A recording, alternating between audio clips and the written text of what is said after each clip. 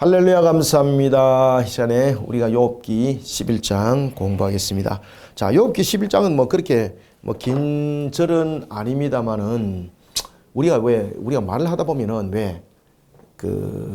자신을 알지 못하고 말할 때에 착각하지 마라 이런 말을 주로 잘 쓰잖아요.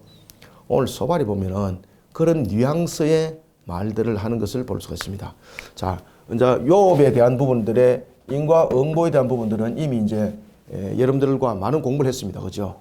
인과응보라는 부분들은 그냥 A니까 A-B니까 B- 그런 수준이 아니고 이 당시에 고대에 이들이 가지고 있던 인과응보는 우리가 생각하는 그 인과응보를 넘어서서 하나의 종교성과 연결되어 있었던 그런 부분들이죠. 그럼에도 불구하고 여기서 인과응보는 하나님에 대해서도 분명히 이야기를 하고 있고 하나님의 전능성에 대해서도 이야기를 하고 있고 다 이야기를 하고 있거든요. 그럼에도 불구하고 이들이 인과응보 속에서 부인하는 것은 무엇이라 그랬습니까? 하나님의 섭리를 그들이 인정하지 않는 것이죠. 그리고 또한 특히 이제 여기서 이제 인과응보적 측면에서 내용은 현자의 같은 경우는 사람들이 잘못을 지적해 주는 것이 그들의 역할이라고 그랬죠. 다른 사람의 잘못을 지적해서 그들을 회개시켰을 때에 그들의 공로가 돌아오는 것이죠. 그런데 현재가 어떤 A라는 사람이 예를 들면은 병든다. 그 다음에 그들이 가난해졌다. 이러면 전부 다 지금 저주에 임한 거잖아요. 그것이 전부 다 무엇으로 본 겁니까?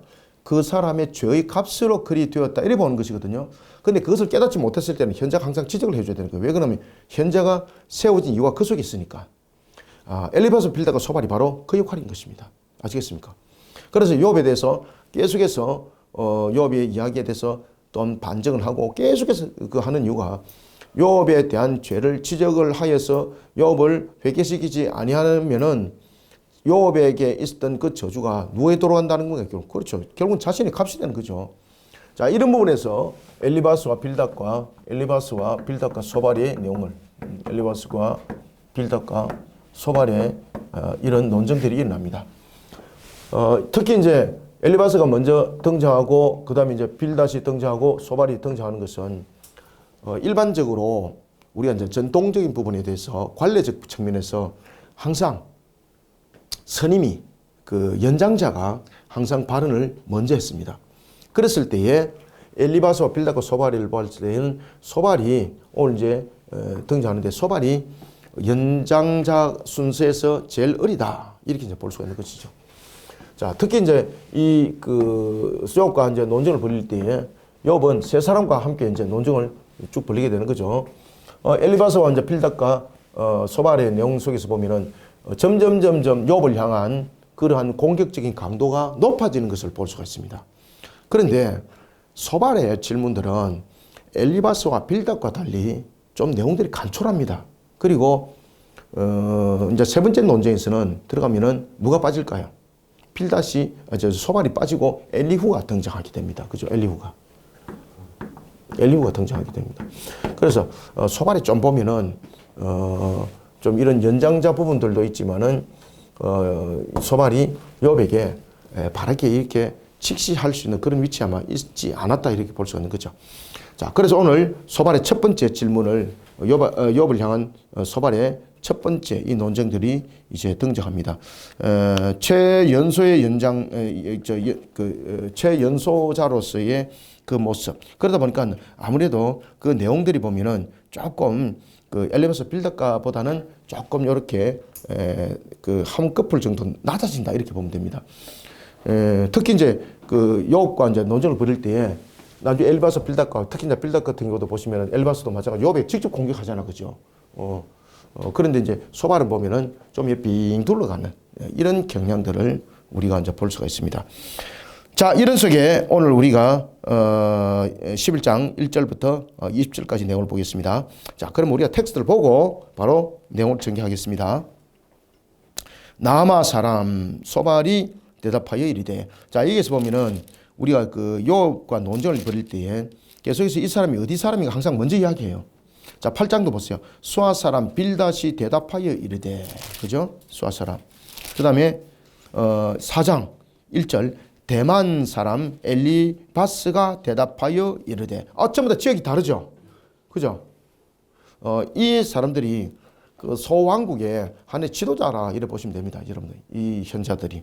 그래서 대만 사람, 그 다음에 그 빌닷은 어디였죠?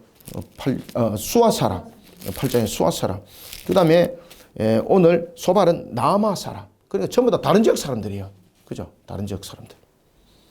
자, 남아 사람 소발이 대답하여 이르되 말이 많으니. 여러분들 여기서 말이 많다는 것은 지금 소발이 욥에 대해서 지적하고 있는 것이 뭔가 하면은 대체로 말이 많은 사람들이 보면은 어리석음들이 드러나죠. 그죠? 그래서 우리가 보면은 말이 많으면은 무엇이 있다? 실수가 있다. 말이 많으면 약점이 드러날 수밖에 없다. 그런 이야기도 하죠. 소발이 지금 그 이야기를 하는 겁니다. 그래서 소발은 욥을 통해서 말이 많은 어리석은 사람으로 평가하는 거예요. 자, 소발은 욥에 대해서 무엇이라 평가합니까? 욥에 대해서 욥은 그렇죠. 말이 많은 사람. 그러니까 엘리바스하고 빌닷과 소발이 이야기를 했는 데 대해서 계속해서 변명을 하고 이렇게 한다는 거죠. 그래서 욥에 대해서 욥을 말이 많은 사람, 말이 많은 어리석은 사람.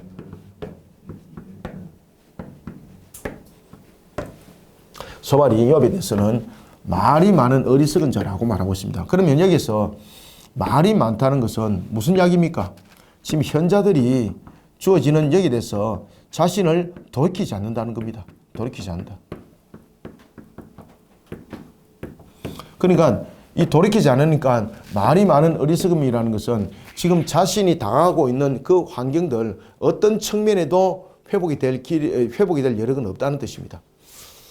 말이 많으니 어찌 대답이 없으랴.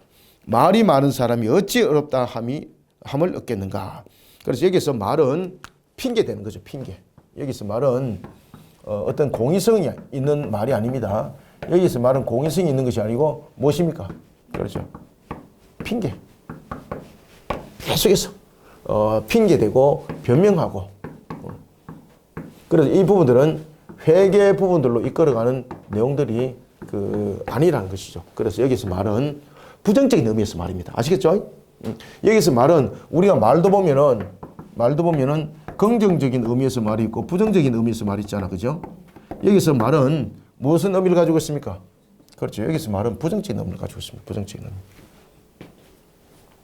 그러니까 입을 열면 열수록 그에게 득될 것은 아무것도 없다는 겁니다. 차라리 입을 닫는 것이 낫다는 겁니다. 그래서 말이 많으니 어찌 대답이 없으랴.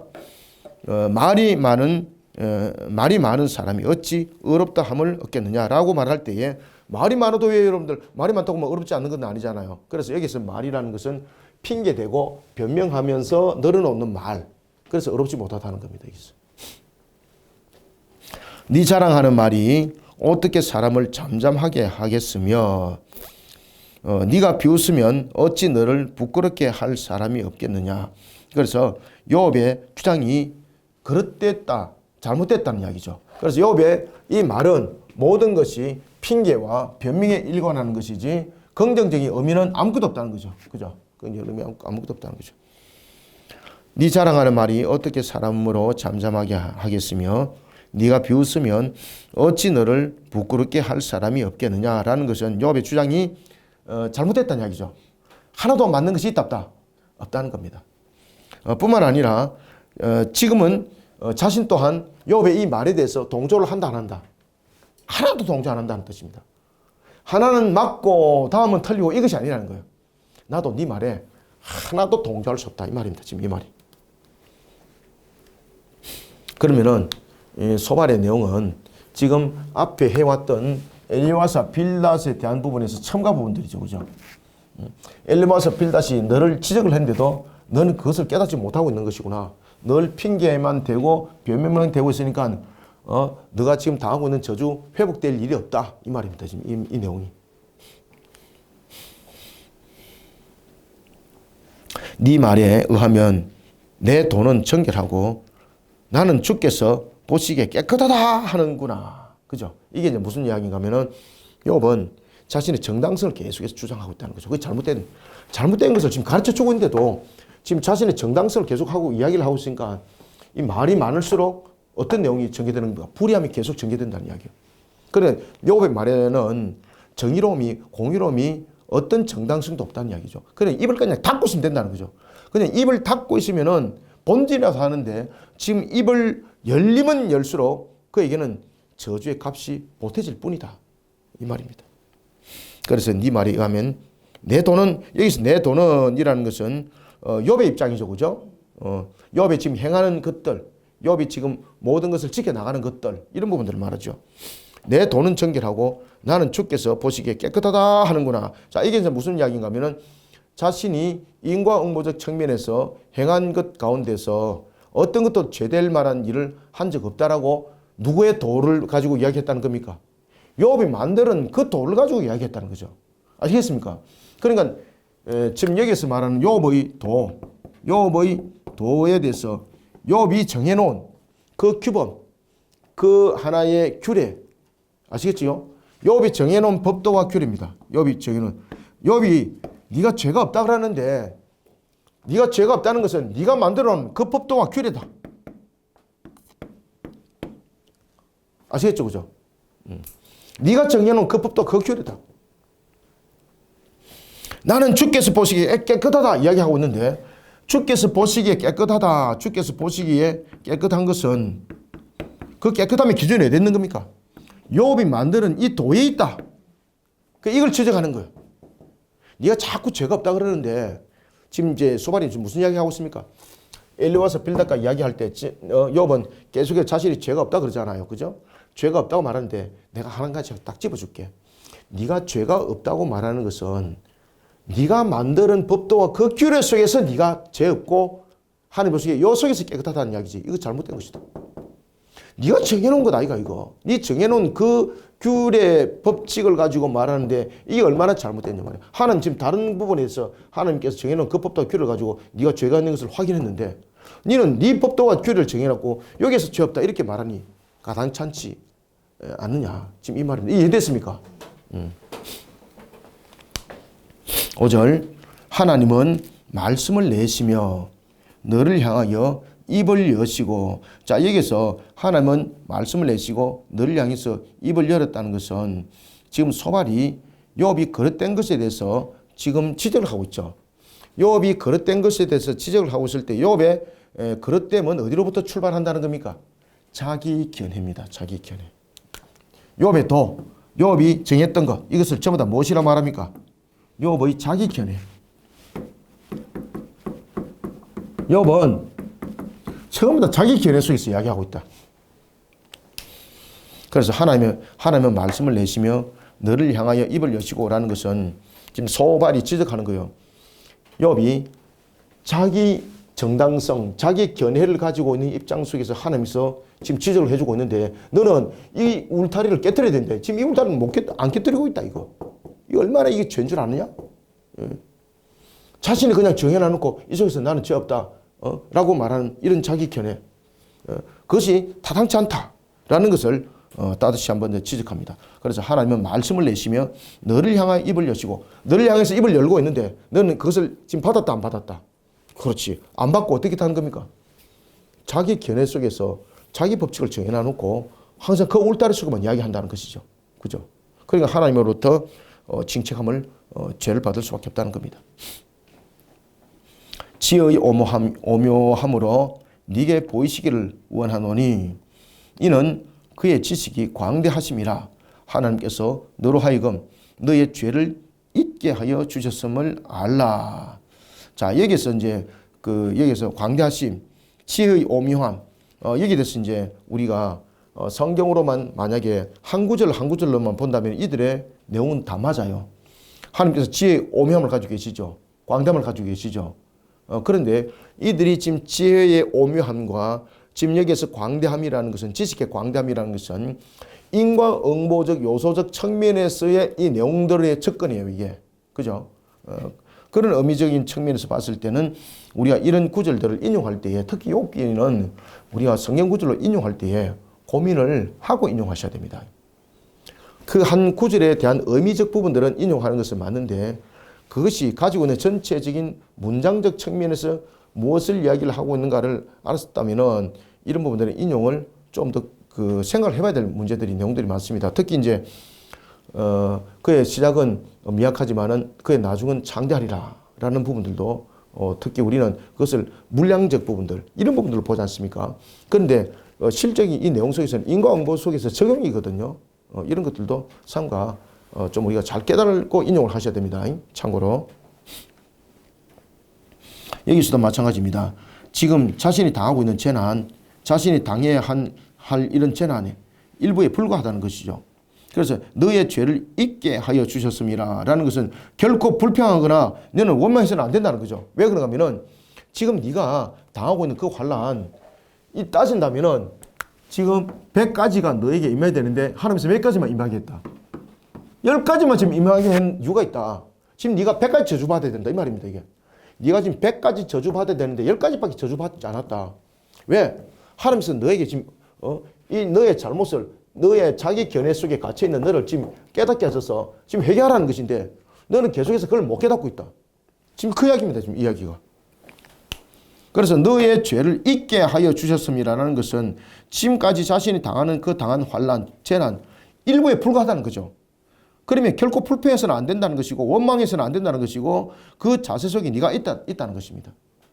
그럼 다시 말하면은 너의 죄를 잊게 하여 주셨습니다라는 것은 실질적으로 네가 죄가 많아서 100가지에 이르는 환난을 당해야 되는데 지금 10가지밖에 환난을 당하지 못하고 있는 것은 하나님께서 너의 죄로 하여금 회개하여서 깨닫고 돌아오라고 사실 이 기회를 준 것이다. 그런데 너는 이 10가지 부분에 대해서 무엇이라고 지금 이야기를 하고 있느냐? 내가 억울하다. 지금 계속해서 그 이야기를 하고 있다. 아니다. 그러니까 너의 이 잘못된 너의 견해를 깨뜨려야 된다. 아시겠죠? 그죠? 그 이야기를 하고 있는 겁니다. 7절 네가 하나님의 오묘함을 어찌 능히 청량하며 전능자를 어찌 능히 완전히 알겠느냐. 이것을 9절로만 본다면은 이거는 얼마나 이게 좋은 내용입니까? 그렇죠? 그런데 이 속에서는 지금 여기서 전능 그 다음에는 또 나타나고 있는 능히 청량한다라는 것은 하나님의 섭리 속에서 이 내용들이 아닙니다. 이게 뭔가 하면은 하나의 이들이 내용 속에서는 보면은 하나님께서 이 등장할 부분에 대해서는 이들의 인과응보는 마치 기계적 요소를 가지고 있습니다. 기계적 요소. 이들의 인과응보는 하나님께서 우리의 그 죄로 인하여서 나타난 상황들을 벌하시는 것은 인과응보적 요소를 가지고는 있어요. 아시겠죠? 그죠? 인과응보가 처음부터 잘못된 건 아닙니다. 하나님께서 우리에게 잘못된 것에 대해서는 벌하죠. 그 다음에 칭찬받을 일에 대해서는 상급을 주죠. 이건 또 전부 다 인과응보적 요소를 가지고 있는 겁니다. 그래서 인과응보가 전부 다 부정되는 것은 아니에요. 근데 이들이 말하고 있는 인과응보 속에서는 인과응보가 기계적이고 그 다음에 그 속에는 하나님의 섭리라는 부분들을 찾아볼 수 없는 것이고 그 다음에는 이런 인과응보 속에서 나타나는 하나님의 섭리 이 부분들을 전부 다 기계적 요소로 돌리고 있는 부분들이 있기 때문에 이 인과응보가 잘못된 신앙 속에 있는 겁니다. 그래서 하나님께서 이런 잘못된 인과응보의 신앙을 깨트리면서 신앙으로 바르게 세우는 것이 바로 욥기서 아니겠습니까? 소발도 그러한 속에 여전히 함몰되어 있는 것을 우리가 볼 수가 있습니다. 그래서 하나님에 대해서 전능자라고 말하고 있고 하나님의 오묘함을 말하고 있지만은 이 속에서 전능자 하나님이 모든 부분에서 하나님께서 섭리 가운데에 모든 것을 진행해 나가신다라는 것을 그들은 인정하지 않습니다. 항상 기계적 인과응보를 그들은 기계적 측면에서 이 내용들을 바라보고 있다는 것입니다. 네가 하나님의 오묘함을 어찌 능히 청량하며 전능자를 어찌 능히 완전히 알겠느냐. 지금 여기서 전능자 오묘함을 보라는 것은 뭔가 하면은 네가 지금 100가지 죄를 범하고 있는데 지금 10가지밖에 적용시키지 않고 있다. 아시겠죠? 이걸 또다시 한번 더 돌이켜 보라는 것이죠. 그러면서 자기 견해 속에 묶여있는 잘못된 인과응보의 신앙들이 지금 잘못된 이런 견해들을 깨트리라 이 말씀이죠. 그래서 여기서 전능자는 우리가 말하고 있는 하나님의 섭리 가운데서 그 내용들을 전개하고 있는 것이 아니라 지금 욥의 입장에서 인과응보적 측면에서 100가지를 받아야 될 벌을 받아야 될 자가 지금 10가지밖에 안 받은 거죠. 그죠? 그러면 여기서 이제 전능자라는 것은 남은 90개를 가지고 너는 벌을 받아야 된다라는 이런 요소 속에 기계적 요소를 함께 담고 있는 겁니다. 전능. 그래서 우리가 말하고 있는 어떤 하나님의 속성 속에서 전능, 하나님의 속성에서 나타난 전능성은 여러분 그 전능성이 섭리 가운데 좀 나타난 거잖아요. 그런데 이들의 전능성은 전부 다 무엇입니까? 기계적 요소입니다. 기계적 요소. 기계적 요소. 아시겠죠? 그죠? A에 대해서 이 전능성이 어떻게 발동되는가 하면은, A라는 죄를 지었을 때는 벌이 10개면은 이 전능성이 10개로 벌하는 것이 전능성이에요. 아시겠습니까? B라는 부분에 대해서는 벌이 100개면은 100개의 능력으로서 벌을 하는 것이 전능성이거든요. 그래서 전능성은 우리가 말하고 있는 하나님의 섭리 가운데 언약의 성취적 측면에서 모든 것을 이루는 하나님의 뜻 가운데 이루는 이런 내용들이 전능성이 아니에요. 우리는 전능성은 하나님의 섭리와 연결되어서 하나님의 뜻 가운데 모든 것을 이루시는 분이잖아요. 그런데 이들은 하나님의 뜻 가운데에 모든 것들을 이루는 그런 전능성이 아니고 인과응보적 측면에서 그 벌을 줄 수 있는 능력을 가지고 있는, 아시겠죠?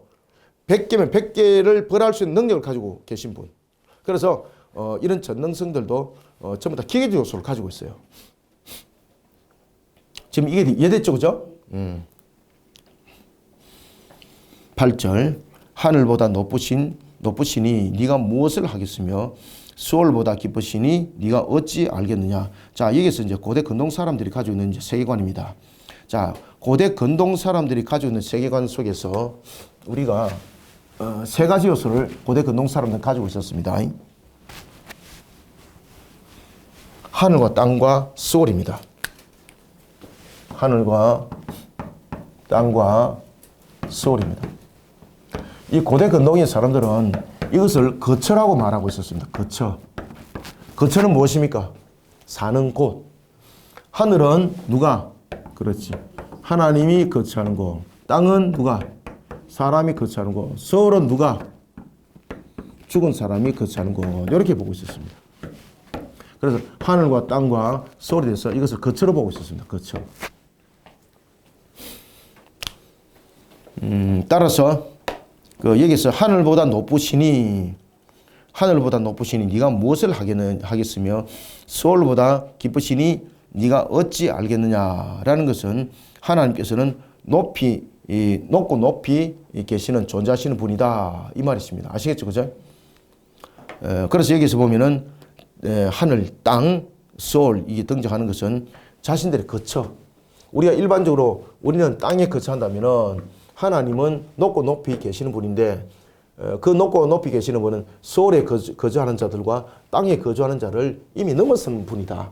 그분이 이 전능성을 가지고 벌하는데 그 전능성을 벌하는 것은 분명히 공의성을 가지고 있다. 그런데 여기서 전능성, 공의성은 전부 다 기계적 인과응보적 요소입니다. 아시겠죠? 하나님께서 전능성을 바라는 것도 하나님의 뜻을 이루기 위함이잖아요. 때로는 하나님께서 그 뜻을 이루기 위해서 우리를 템테이션, 시험에 들게 하기도 하지 않습니까? 그죠? 이게 템테이션이 유혹으로 됐을 때는 마귀의 역사지만은 이 부분들이 테스트로 됐을 때는 하나님께서 일하심이잖아요. 그죠?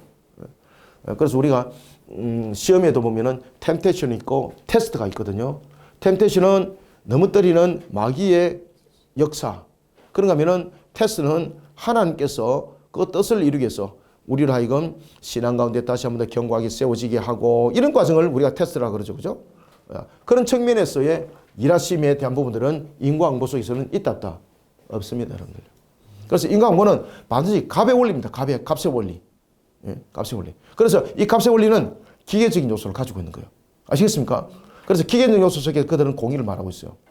그래서 제가 앞에도 말씀드렸던 것처럼 인과응보 속에는 하나님의 섭리가 작용되지 않습니다. 섭리는 무엇입니까? 하나님의 뜻을 이루는 측면에서의 하나님의 주관하심이죠. 하나님의 뜻을 이루는 측면에서. 오늘 이제 본문도 그런 속에 내용들이 전개되어지는 것을 볼 수 있습니다. 자, 8절 봅시다. 다시. 하늘보다 높으시니 네가 무엇을 하겠으며 수월보다 깊으시니 네가 어찌 알겠느냐. 그의 크심은 땅보다 길고 바다보다 넓으니라 라는 것은 하나님의 초월성을 강조하죠. 하나님께서 어디에도 하나님께서 하늘에 계시면서 하나님에 대한 초월성을 말하죠. 하나님의 초월성. 하나님의 초월성. 이런 하나님이 초월성을 가지고 그 전능성 가지고 니를 지금 벌하는데 지금 네가 100가지 벌을 받아야 되는데 지금 10가지밖에 안 받고 있단 말이에요. 이 전능성이 남은 것을 전부 다 너에게 갖다 보면 네 어찌 되느냐? 알고 있느냐? 지금 이 말이죠. 그죠? 그러니까 빨리 회개하라. 그러면은 네가 회복될 것 아니냐? 이런 부분에서 지금 내용의 전개다 이렇게 보시면은 틀림없습니다.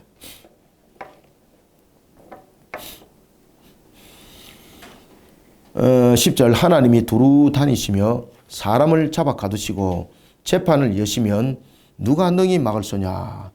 이 말은 전지전능하신 하나님의 일하심이 부당성을 지적할 수 없다는 것이고, 그리고 또한 여러 가지 부분에 있어서 욥은 죄인이기에 하나님의 심판을 받는 것은 너무나도 어떻다? 분명한데, 지금 욥은 그 심판에 대해서 자신의 행위에 대해서 100가지를 받아야 되는데 지금 10가지밖에 안 받다는 얘기죠. 네가 100가지를 다 받게 되면 네 감당이 될 줄 아느냐? 지금 이 말이죠. 그죠? 그래서 여기서 보면은 하나님이 재판하러 모든 부분들을 사람을 잡아가두고 재판을 여시면 누가 능히 막을 소냐? 라는 것은 하나님께서 그 재판하는 대로 모든 것을 집행 다 하면 네가 지금 감당할 수 있냐 말이야. 감당할 수 없다는 것이죠. 10가지밖에 지금 받지 않는데 그거 가지고 지금 네가 억울하다 불편하고 있는데 실제로 네 100가지 받아야 된다.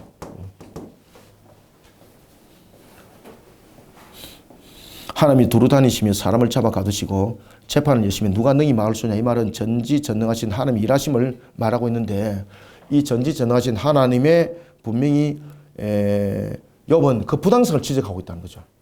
아시겠죠? 그 부당성이 없는데, 다시 말하면은 여기서 전지전능하신 하나님은 다시 말합니다. 하나님의 뜻을 이루는 하나님의 섭리 가운데 전지전능이 아니에요. 그래서 욥기서는 이런 하나님에 대해서 이야기하는 거 잘 깊이 보셔야 돼요, 여러분들요. 여기서 전지전능성이라는 부분들은 전부 다 뭡니까? 이 100개를 벌하는 데 있어서 그런 능력을 가지고 계시는 분이에요. 지금 이해되고 있습니까, 이거? 이제 이해됐죠, 그죠? 우리가 일반적으로 신학 공부를 하면서 전지전능하시면 하나님께서 자신의 뜻을 이루기 위해서 그 뜻을 바람 속에서 나타난 능력을 말하고 있잖아요. 근데 여기서 전지전능성은 그것이 아니에요. 아시겠죠, 그죠? 인과응보적 측면에서의 하나의 요소를 가지고 그들은 전지전능. 다시 말하면 하나님께서 이 사람이 무슨 죄를 지었는지 알고 있다는 거죠.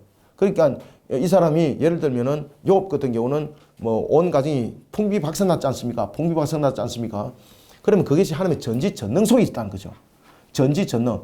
욥은 못 깨닫는데 하나님은 그걸 알고 그렇게 심판했다는 부분의 전지전능성. 그러니까 여기서 전지전능성은 전부 다 인과응보적 요소적 측면에서의 전지전능성이고, 여기서 인과응보적 측면에서 전지전능성은 하나님께서 그 뜻을 이루는 측면에서 전지전능성이 아니고 인과응보적 측면에서의 그 전지전능성이에요. 인과응보적 측면에서 이 사람이 죄를 범한 것이 사람은 느끼지 못하지만 하나님은 안다는 거죠. 그래서 벌 내리는 것이 정확하다는 거예요. 지금 이래 돼서 인과응보적 기계적 요소 속에서 이 벌 받는 것에 대한 값을 정확하게 하나님께서 매겼다는 뜻이에요. 지금 이거 이해됐습니까, 이거?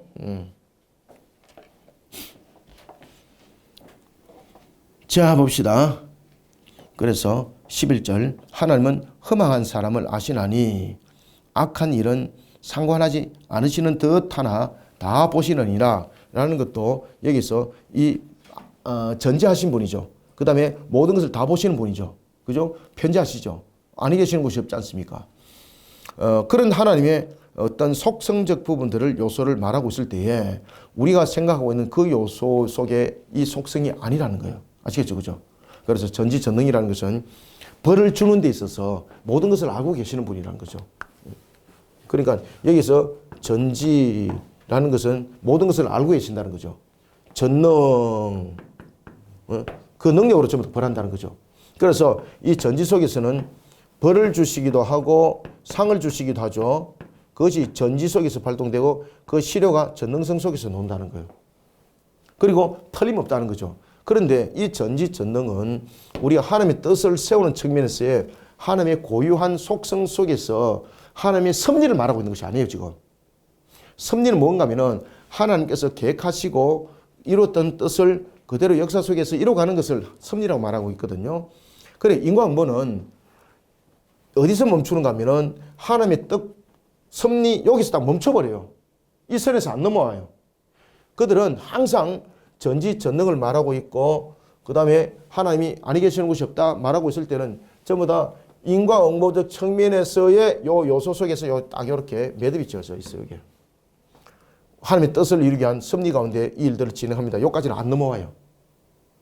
그래서 하나님께서는 욥에게 이것을 깨닫게 하시잖아. 그죠? 이것을 딱 허물어 가지고. 지금 이해됐습니까, 이거? 자, 잘 보셔야 돼요. 자, 전지전능. 특히 이제 인과응보 속에서 전지전능은 벌을 주고 상을 주는 것도 전지전능 속에 있거든요.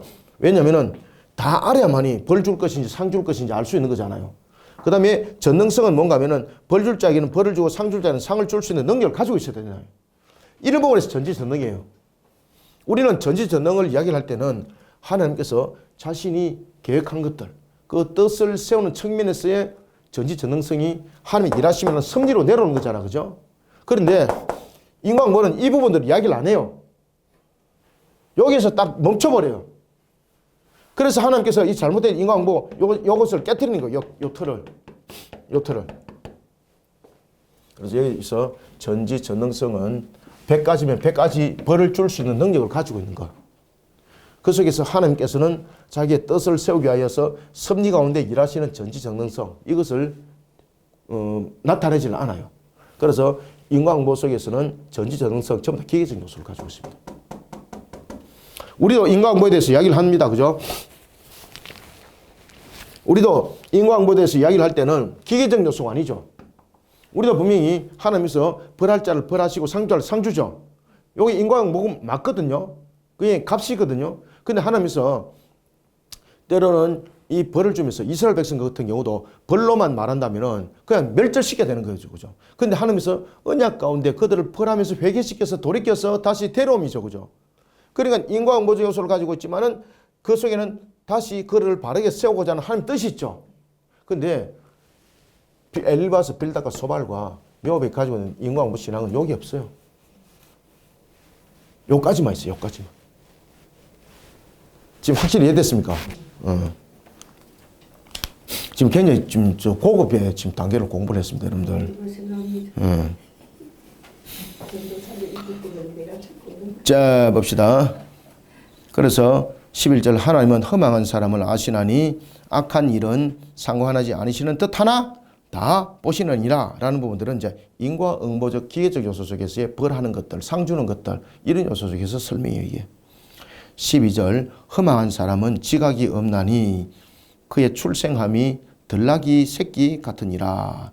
여기서 이 고대 근동에서는 들나귀가 어떤 부분에 소개가 되어지겠습니까? 들나귀가 말을 되게 안 듣거든요. 그래서 두 가지로 설명돼요. 첫 번째는 교만, 두 번째는 무엇입니까? 미련한 것. 이렇게 때리 팼는데도 못하는 분은 지금 욥을 무엇으로 지금 비유하고 있습니까? 들나귀로 비유하고 있는 들나귀. 그러면은 소발이 왜 욥을 들나귀로 이야기를 하고 있을까요?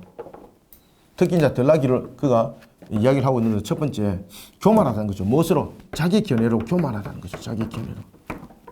자기 견해로 지금 교만하고, 두 번째는 어떻게 하는 겁니까? 지금 들나귀가 미련하다 그랬죠. 그죠? 지금 어떻게 미련하다는 겁니까? 욥이 미련함을 이야기했어요. 미련함은 무엇입니까? 지금 욥이 10가지에 대해서 두들기 맞고 있는 거 가지고 불평한다는 거죠. 왜? 원래 두들기 맞아야 될 것이 100가지인데 이걸 알지 못하니 미련하다 이 말이에요. 그것을 들나귀로 표현하고 있는 거예요. 지금 욥을 들나귀로 표현하고 있는 거예요. 들나귀로. 허망한 사람은 지각이 없나니 그의 출생함이 들나귀 새끼 같으니라. 자, 여기서 들나귀 새끼는 누굽니까? 욥. 그래, 이거 엄청난 독설입니다, 이거. 아시겠죠? 엄청난 독설입니다. 그러니까 엘리베이터 빌닷과 소발이 보면은 특히 이제 소발은 욥에 대해서 직접적인 화법을 쓰기보다는 뺑툴로 치죠, 그죠? 그게 뭔가 하면 연장자가 아니고 제일 어린 사람이거든요. 그러니까 그런 부분들의 내용들이 또 있다고 보시면 됩니다. 자, 14절. 네 손에 쥐약이 있거든 멀리 버리라. 불의가 네 장막에 있지 못하게 하라. 보십시오. 제가 했던 이야기 다 맞죠, 지금까지. 그러니까 네 손에 쥐약이 있으면 멀리 던져버리라는 거죠. 그럼 말로 붙잡고 있노? 지금 요거 100가지 지금 벌을 받는데 10가지밖에 지금 안 받고 있는데 90가지 남아있다. 빨리 버리라, 이거. 더 화를 당하기 전에 빨리 버리라, 이 말이에요. 그죠? 그러니까 그런 고집을 가지고 있는 들나귀로, 나귀가 또 고집이 시잖아. 그죠? 그래서 자기 교만, 자기 견해 속에 사로잡혀 있고, 그 다음 미련함. 딱 지고 있으니까 얼마나 미련하다는 거죠. 미련하다. 빨리 버리라. 그래서 욥을 들나귀 새끼로 표현하고 있는 거예요, 여러분들. 14절. 네 손에 죄악이 있거든 멀리 버리라. 불의가 네 장막에 있지 못하게 하라. 그리하면 네가 반드시 흠 없는 얼굴을 들게 되고 굳게 서서 두려움이 없으리라. 회복이 된다는 이야기죠. 여기서 이제 소발이 욥이 회개할 때에 그에게 인과응보는 반드시 여러분 회개할 때에 또 돌아오는 값이 있죠, 그죠? 회개하였을 때에 그의 값이 회복으로 돌아온다는 거죠. 그래 빨리 버리라. 왜 어리석게 쥐고 있냐 말이야. 이거 빨리 던져버리라. 이거 던져버리면 회복이 되는데 이거 꼭 쥐고 있으면은 지금 100가지 중에서 10가지 제하했던 거 90가지가 니네 다시 또 돌아온다. 빨리 버리라. 왜 들나귀 새끼 같은 행동을 하고 있느냐. 이 말입니다. 아시겠습니까?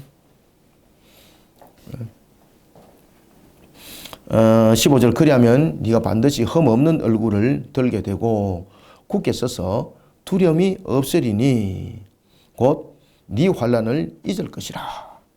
네가 기억할지라도 물이 흘러감 같을 것이며. 자, 여기서 네 환난을 잊을 것이라.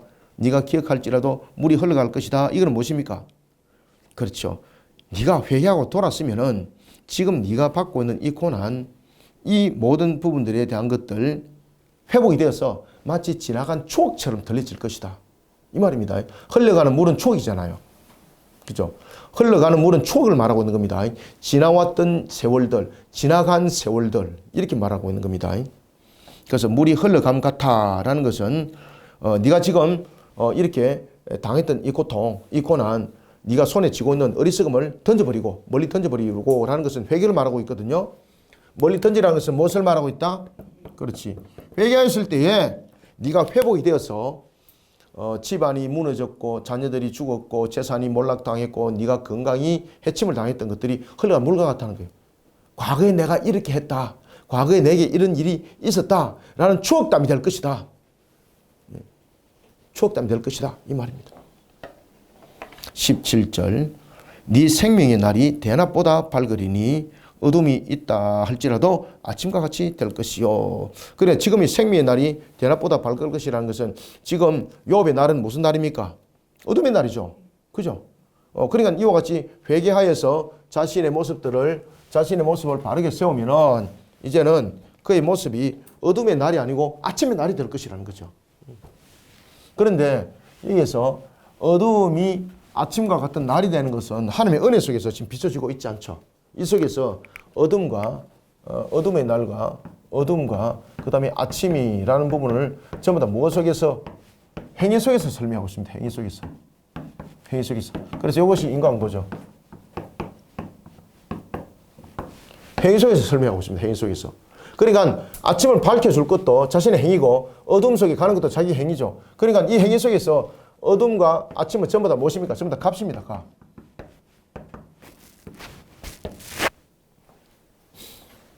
어둠을 맞이할 수 있고 그 다음에 아침을 맞이할 수 있는 것은 전부 다 자신의 행위 속에 담겨 있는 겁니다. 그래서 인과응보 신앙은 행위론적 측면이 있다 그랬죠. 그죠? 행위론적 측면이면서 굉장히 논리적 전개라고 말했죠. 그렇지만 그것은 자기적인 논리죠. 17절. 네 생명의 날이 대낮보다 밝으리니 어둠이 있다 할지라도 아침과 같이 될 것이요 라는 것은 바로 값에 대한 내용들입니다. 그의 행위가 인과응보적 측면에서 그의 행위가 이 값에 대해서 회개를 했을 때는 이 부분들이 아침으로 값이 돌아온다는 얘기입니다. 그렇죠? 인과응보. 봅시다. 그래서 18절. 네가 희망이 있으므로 안전할 것이며 두루 살펴보고 평안히 쉬리라. 지금 여기서 이제 평안히 쉰다는 것은 욥이 당하고 있는 그런 육신의 극점에 이르는 그런 피부가 막 썩어 들어가는 그런 고통 속에 지금 있는 거죠. 그죠? 그 부분들이 다 회복이 될 것이다. 그래서 고통의 세월이 평안히 평안히 쉬는 시간으로 바뀔 것이다. 이렇게 말을 하고 있는 겁니다. 18절, 19절, 20절. 네가 희망이 있으므로 안전할 것이며 두루 살펴보고 평안히 쉬리라. 네가 누워도 두려워할 자가 없겠고, 두려워할 자는 없다는 것은 무엇입니까? 더 이상 고통이 전개되지 않는다는 겁니다. 많은 사람이 네게 은혜를 구하리라 라는 것은 욥의 건강과 재산 회복이죠. 욥의 건강과 재산, 모든 부분들, 자신이 당했던, 이전에 당했던 그런 재난, 그것을 전부 다 이전 상태로 돌아감을 말합니다. 이전 상태로 돌아감. 이전 상태로. 그러니까 이 소발이 말이 굉장히 뭐라 그러냐, 위로가 또 될 수 있겠죠, 그죠? 오, 그래, 그렇게 해서 내가 지금 바르게 돌이키면 돼. 그렇다 그래서 내가 지금 회개하면서 극점에 이르러서 더 당할 것도 없고, 오히려 회복의 단계 부분이 우리가 일반적으로 보면은 소발의 말을 들을까 안 들을까요? 듣지. 예. 100번이나 듣지, 그죠? 100번이나 듣지. 그래서 욥의 건강과 재산을 재난 당한 이전의 상태로 되돌려 줄 것이라는 것이죠. 그뿐만 아니죠. 사회적 지위도 올라간다는 거죠. 사회적 지위. 사회적 지위.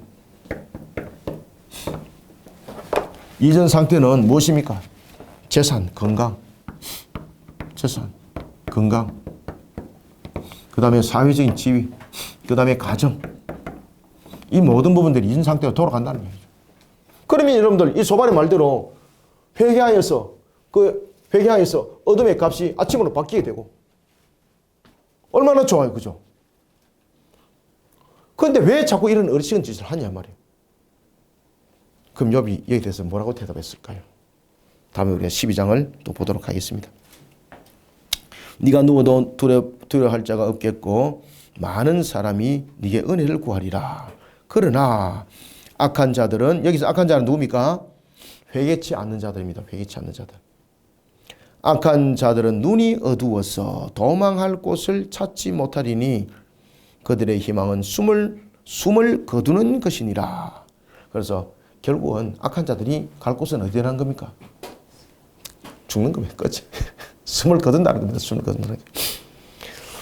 자, 우리가 이제 11장 여기까지 했습니다. 자, 11장 의미를 잘 아시겠죠? 그죠? 11장을 잘 보셔야 됩니다. 잘 보시면서 이 부분들이 전부 핵심이에요. 여기에 굉장히 중요한 핵심이 여기에 놓여져 있습니다. 이 갈라지는 사이 이것을 잘 기억하시기 바랍니다. 자, 그리고 이제 욥은 여기 대해서 어떻게 답했을까? 다음에 이어서 12장에서 만나도록 하겠습니다. 오늘은 여기까지 하겠습니다. 감사합니다. 수고하셨습니다.